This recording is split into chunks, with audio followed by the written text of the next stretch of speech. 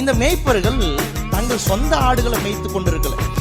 தேவதூதன் வந்து அவர்களிடத்துல சொன்னான், உங்களுக்காக தாவீதின் ஊரிலே கிறிஸ்து என்னும் ரட்சகர் பிறந்திருக்கிறார். இதை கேட்டுட்டு மேய்ப்பர்கள் எல்லாம் ரொம்ப சந்தோஷப்படுறாங்க. போய் பார்த்துட்டு இன்னும் சந்தோஷப்படுறாங்க, துதிக்கிறாங்க. ஏன்னா இந்த மேய்ப்பர்கள் பாதுகாத்து கொண்டிருந்த மேய்த்து கொண்டிருந்த ஆடெல்லாம்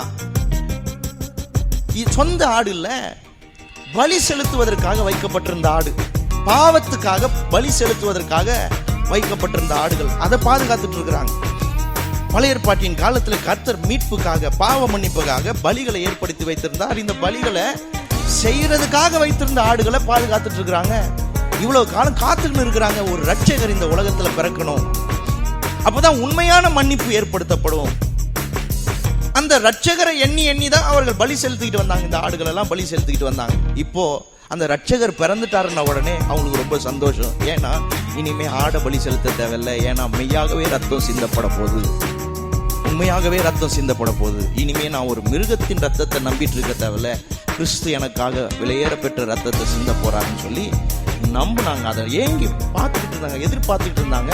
அது இப்போ நிறைவேற போறது என்று கேட்ட உடனே அவங்களுக்கு ரொம்ப சந்தோஷம், மேய்ப்பவர்களுக்கு ரொம்ப சந்தோஷம்.